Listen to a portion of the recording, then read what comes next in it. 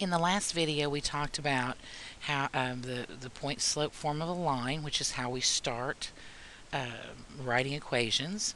And then we talked about the slope intercept form of a line.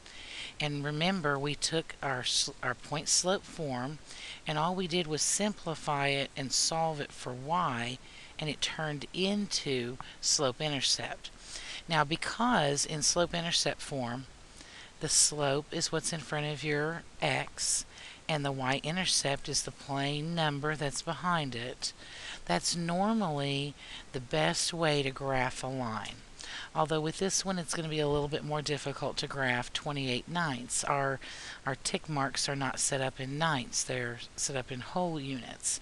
So that one's going to make this a little bit difficult. So I'm not going to go ahead and go ahead and graph this one. But really, the slope-intercept, or the mx plus b form, is our best option whenever it's time to graph something. Let's look at the third form of a line, which is called standard form, and this is what it looks like. ax plus by equals c. Really, this is not useful for very much. It's just kind of a pretty form of looking at lines. Now, there are a couple of rules that we need to talk about. Our first rule for standard form is that there can be no fractions. And our second rule is that the x term cannot be negative.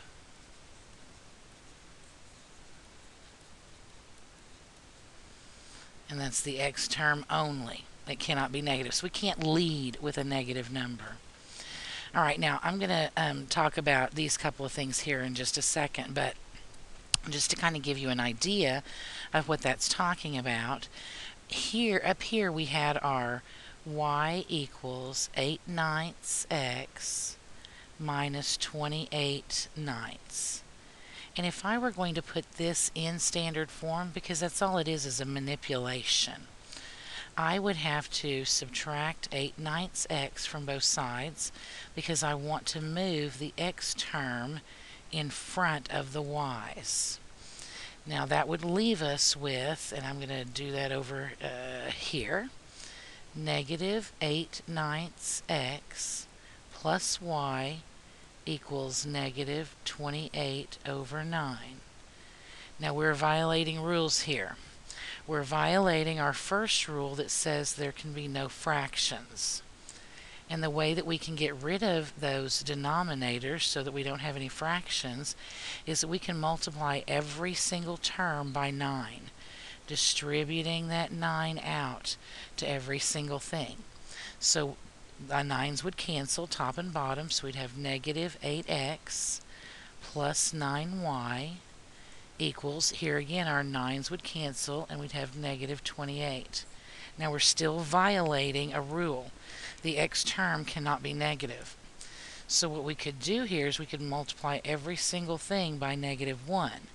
Distributing that out, that will change all of our signs to 8x minus 9y equals positive 28. So this is our standard form of that same line. Really, when we talk about the three different forms of a line, they are all identical in theory and in concept, but they all have their different functions. For writing equations, that's where we want to use this form.